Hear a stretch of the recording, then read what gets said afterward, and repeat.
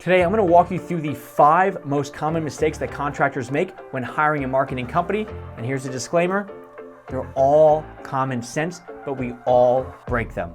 Hey, this is Logan Shinholster with Contractor Growth Network, and I want to start off by just setting rule number 1 of what mistakes that contractors make when hiring a marketing company. And rule number 1 is they go against their gut. A lot of times, things in business are rushed. I'm all about speed. I'm all about efficiency and making things happen quickly. However, stuff gets rushed, and that kind of segues into expectations are not met.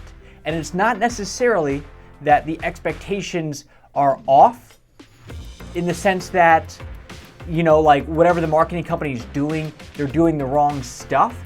It's just that what the contractor expects is different than what the marketing company expects, and a lack of due diligence and coming together on like a common agreement is like probably the number 1 reason that we hear frustrations with marketing companies from contractors, right? What they do is they go in thinking, well, I hired this company a few $100 a month, and they said that they're going to get me all these leads, and whether it's the marketing company not lied, but maybe embellished what they're able to do, or when they say a bunch of leads, they don't talk about a specific number. A bunch to them could be 3 leads a month, and a bunch to the contractor could be 30 leads a month. So they rush through things and they miss expectations because they were never properly set in the first place. And when expectations are not set, and this is true in marketing and also in running a business or life, when expectations are not set, then people will create their own. Okay, so if you're a business owner, imagine that. Imagine if you have people that work for you and you never tell them what your expectations are for the job, right? They have no idea what they're doing or what the end goal is, so they're gonna create their own. And that's the same thing with marketing. Expectations need to be set up front because there's a lot of things that are unable to be controlled. Like a marketing company could say, we're gonna get you this many leads in a month, but if you're a contractor and you get a bunch of 1-star reviews come in, then it's gonna be very hard to still get you all those leads because there's a lot of things that are out of the control of the marketing company. So there just needs, again, to be upfront expectations of this is kind of what we're looking at. Here is really what we should see happen. So then that way there's really no room for disagreement or frustrations down the road because everything was kind of laid out front. So mistake number 1 is people rush things and there's no proper expectations. Number 2 is going to be the marketing company should really practice what they preach. What I mean by this is I see a lot of people, and then when I talk to contractors, they say their marketing company is not very good or it's not working. And then I'll say, well, who is it? And they send me over to some company that has a generic website that it doesn't look good. They have no online presence. You can't really find them. And it's kind of ironic to me that a marketing company is saying that they're going to get you all these results when they themselves do nothing. And I know for us, there's way more upside to having a larger presence on social media than there are in Google because there's not as many contractors Googling marketing services for contractors. But we run a lot of Facebook and YouTube ads. I mean, we spend over $10,000 a month currently on advertising on both of those platforms. So we're doing a lot, but there's a different methodology that we take. So I wouldn't necessarily go with, whoever you Google, that's the first person that shows up because they could have just had a really strong presence at one point and then now the customer service side sucks or something is different. So I wouldn't necessarily say, well, I'm gonna Google whoever shows up number 1 and that's who I'm gonna hire. But I would still check to see, do they have an online presence? Is it obvious that if stuff hits the fan, you're able to contact them and you're able to reach out to them and they're going to be around for years to come because they're doing the right stuff themselves and they're not just somebody who took a quick social media or marketing course and then said that they could get you all these leads and then it doesn't work, and when you go to get your money back, they go, well, I've already spent it because we need the money. So check their online presence first before moving forward. Number 3 is going to be online reviews. This is something that, especially in the contracting world, online reviews are the new equivalents of referrals, right? That's one of the biggest things that people check when they're going to hire a contracting company is the online reviews. Well, if you're hiring a marketing company that has no online reviews or very minimal, or the reviews suck, think about that. Ask them about it. Hey, you've been in business for X amount of time.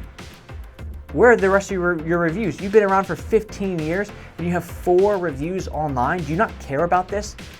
Right? So like a lot of what I'm saying right now, when I say it, it's almost like it's kind of like a little bit more of common sense, but most of us don't think about this. I know when we first started, and I first started helping my dad's company, and this was before I was even doing marketing, I was just working out in the field, we would then see the marketing company that he was working with has very minimal online presence. They don't have many reviews, so it was like, why would we go with them? But at the time, we figured, hey, this is a good source, let's go with it. So online reviews are going to be very big here. Make sure you check it out. See what people are saying about the company, because if nobody has anything good to say or nobody has anything to say at all, that should be a red flag, okay? Number 4, this is the one that I hear the most. It didn't work. And I say, what are you spending with them? And they say, oh, $200, $300, $400 a month. Think about this for yourself. If you're a very small operation, then that's fine. Like if there's, jobs that you can do for a few $100, that's one thing. But if you're higher end and you do larger projects, marketing companies for a couple $100, if they lose you, it doesn't really matter to them because it's just a volume game. Right? Even if they've hired a bunch of kids out of college and they can pay them very minimally, if they have a bunch of clients on for a couple $100 a month, if they lose you, it's not that big of a deal.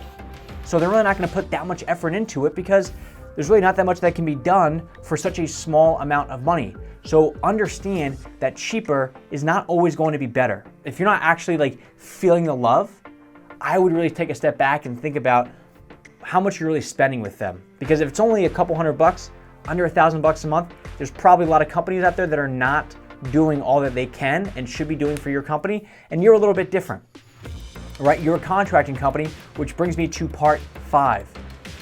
Contractors hire people who are generalists. You need a specialist, right? The way to market a restaurant is different than a movie theater, which is different than a remodeling company, which is different than a plumbing company. Even if you find somebody who focuses on contractors, okay, they say, well, we help out contractors and what we can do for you is this, this, and this. Check out all these case studies and here's other plumbers that we've worked with and you're a remodeler. Well, why does somebody hire a plumber?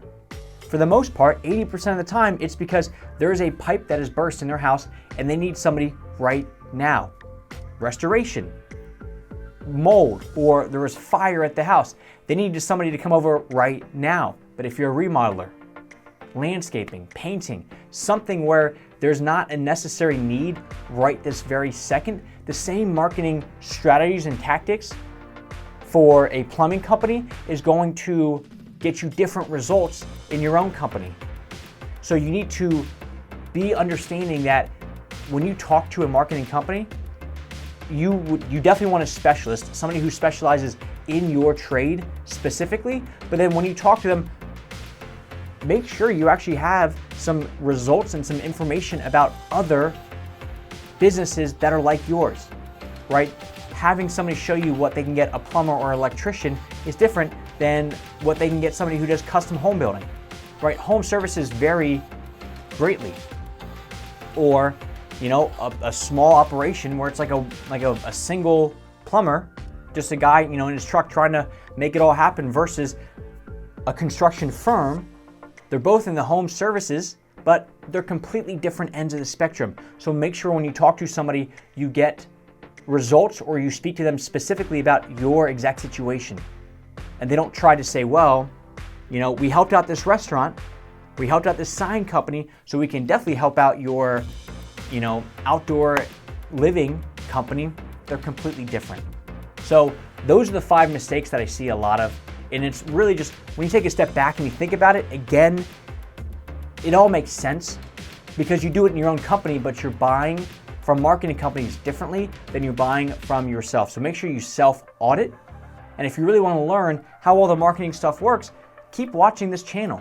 We outline everything, and if you want to learn more specifically about how we do things, go to contractorgrowthnetwork.com and you'll see everything that you ever wanted to know about marketing and actually understand this stuff, because this is really where you should be putting a lot of your money to help you grow, right? Buying a new truck, buying new equipment, new tools is great. However, what brings leads in the door? Is it a new truck or is it more leads? Contractorgrowthnetwork.com.